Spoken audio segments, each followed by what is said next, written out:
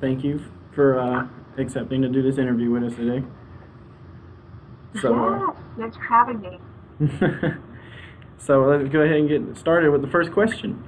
Is that okay? Cool. All right. Yep. So what's the meaning of Cordial Sins, like the band name? Oh, okay.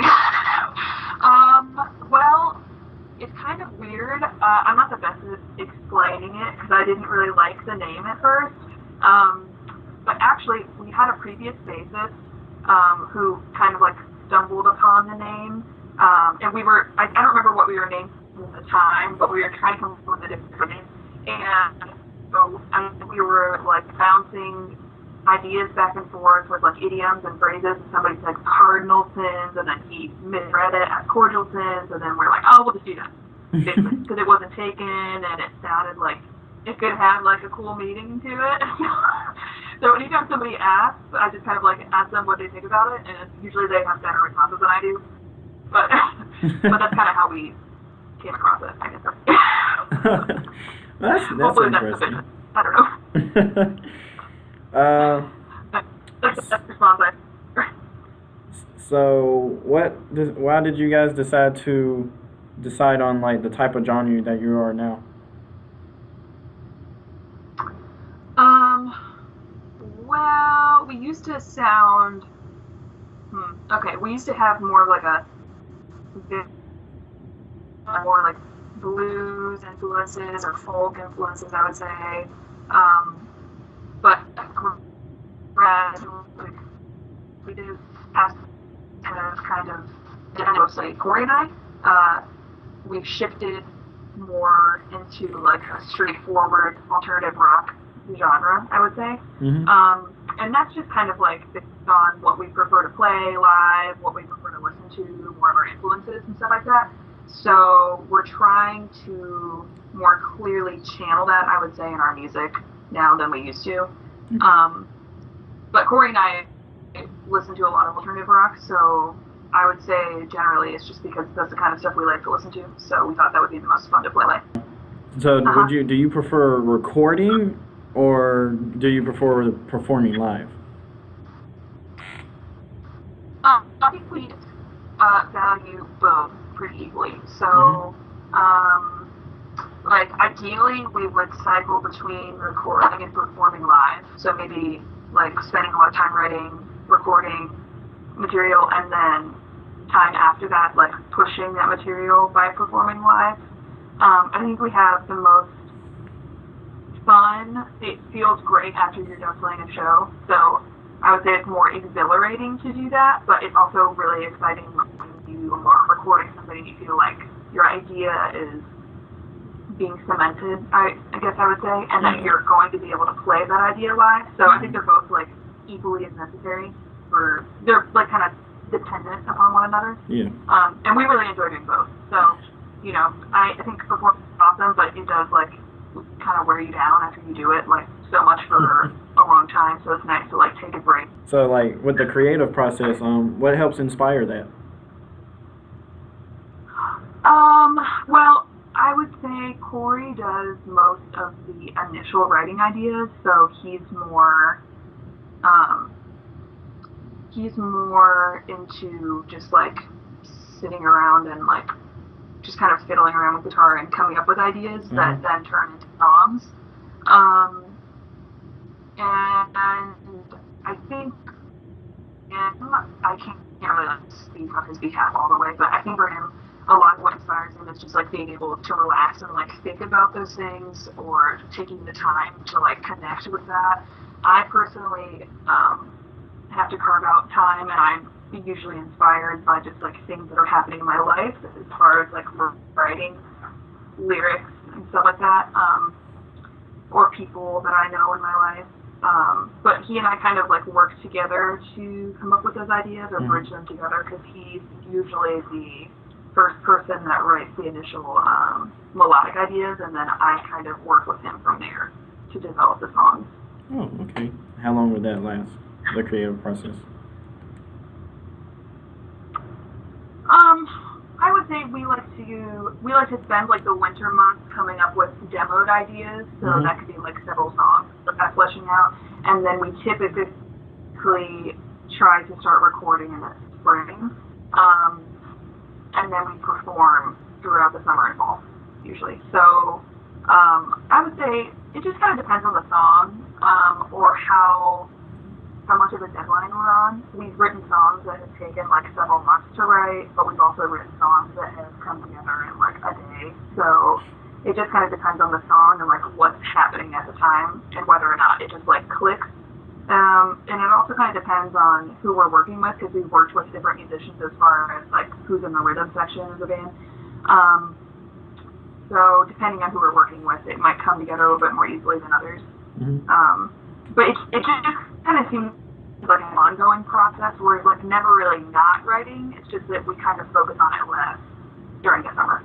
Gotcha.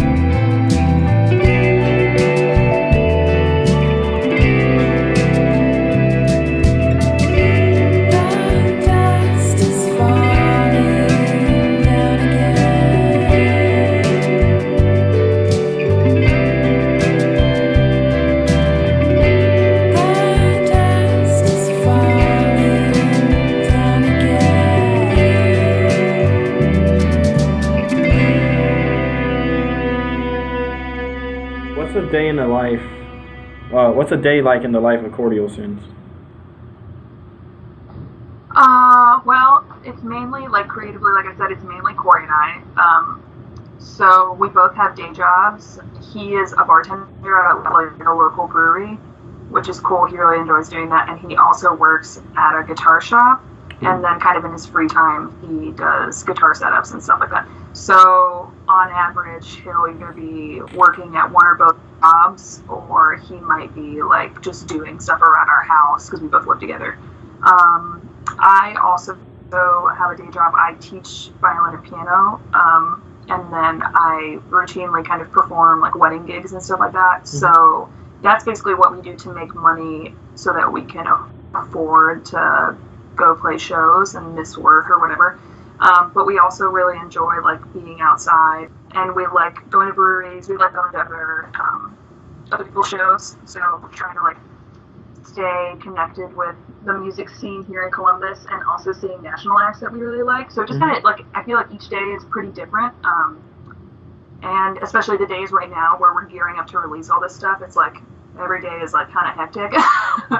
But that's just because there's like the pressure of like having to release something that's coming up, and like we just went on a tour for a few days, so it was like we were like really busy trying to get ready for that.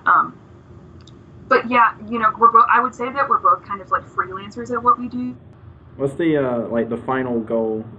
I would say like ideally we would be able to make a career out of this band. So rotating between, kind of like what we're doing now, where you rotate between recording, writing, releasing an album, and then touring on that album. But like it would be ideal to do that on a larger scale and be able to afford it, basically. I think both of us want that to be our main source of income and like the main point of our careers. And then on the side of that, like we could add in other things. Like I think Corey's really interested in like building guitars, repairing guitars. So like he might do something creatively like that. Like really our main goal with this band is to be like a national or international act, basically. Got you. Okay, that's really cool.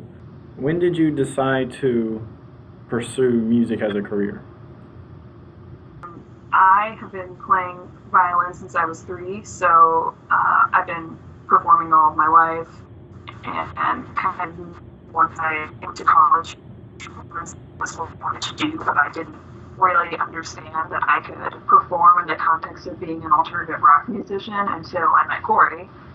So I would say that both of us knew we wanted to be musicians at a young age, but it took meeting each other probably to realize that it was actually a feasible option for us in the way that we really dreamt of doing it. So basically being alternative rock musicians and doing that as a career, and like we both kind of like encouraged each other to take it seriously and to like make it possible.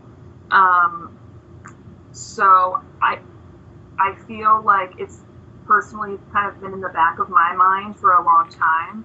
And I think Corey has had it as a very clear idea in his head for, you know, like 10 years. But it was just a matter of him being able to execute it, I would say. So now that he and I are together, and what happened was that he and I actually, when we met in 2012. We actually started dating first, basically. Well, kind of like we started like playing music and then we started dating. I think it's a pretty healthy relationship in like both ways, basically, like musically and, you know, like as a couple. It works out pretty well for both of us. Hey, this is Liz from the Cordial Sins, and you're listening to Control.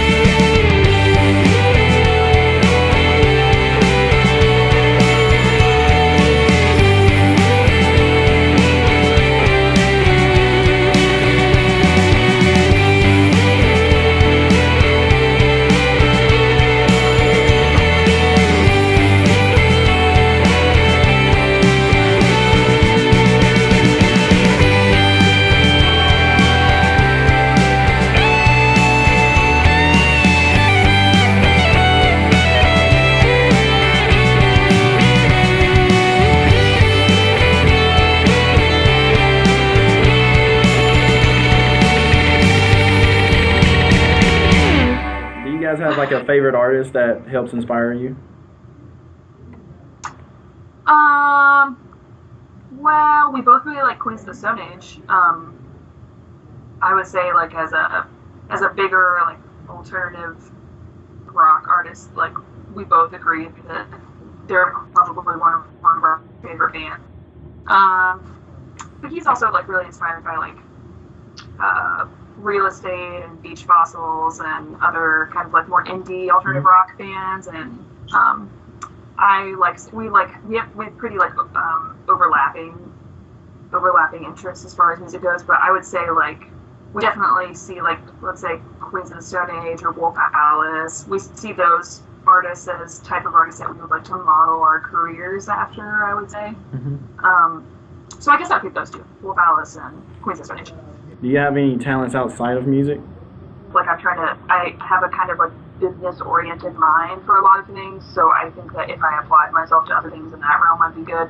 Corey's pretty good at, he's really into beer, so he'd probably be pretty good at brewing beer if you wanted to do that. But we don't really like, we just like do a lot of music stuff all the time, so we don't have any other like actual career paths. It's basically all the time. Basically, like your whole life it revolves around music. That sounds like pretty much. Sounds amazing. Sounds like the life I would cool. like. You can do it. You can do it. It's just like every day, keeping on it, I guess. So. Do you have any tips for other people that would like to start a band? Sure. Well, let's see. It's definitely a learning process. I can't say that it has been easy, nor can I say that we've always been good. So, there was definitely a time where we did not sound good, and we did not do a very good job of like marketing ourselves.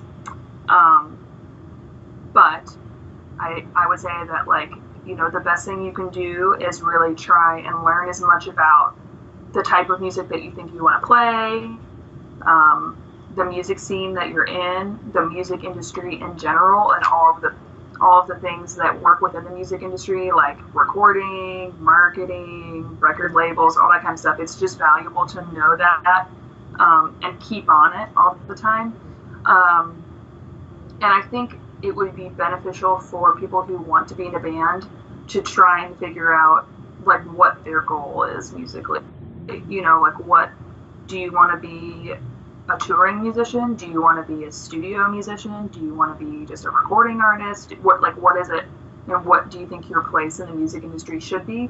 And I think like the sooner you have an idea as to what that really is, the easier it is for you to kind of narrow down how you need to get there. Because I think a lot of people probably spend time just kind of like floating around, not really sure of what they want to do. And there are really like a lot of things that you can do or be in the music industry. So it's kind of important to hone in on what exactly your goal is and what your dream would be, ideal scenario, and then kind of go for it. But I also think people just need to like be confident. It's kind of easier said than done, but like be confident. I know when I started playing guitar, I focused more on like the grunge music and blues. Yeah. So, like if you like, I've noticed that if you really want to get good at like a certain type of music, you really have to stick with that one type. So I totally agree. Right. That's kind of like my philosophy too. It just kind of seems like it's better to concentrate a lot on like one thing, even if it's for a short period of time, than to like spread yourself too thin across like multiple things, especially if those things don't really like work well towards your overall goal. Hey, this is Liz from the Cordial Sins, and you're listening to Only Human.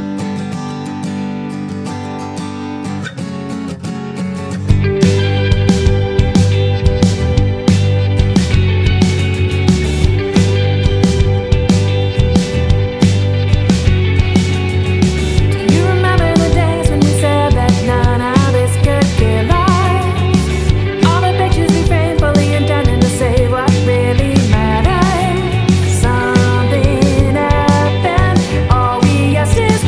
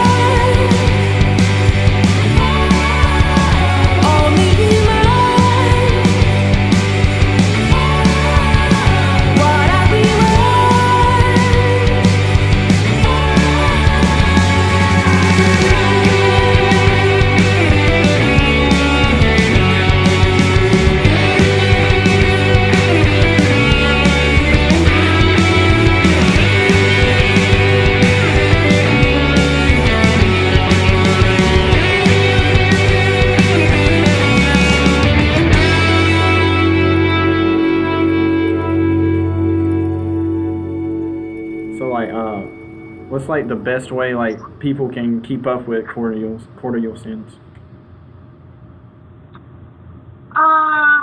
I would say like Instagram or Facebook.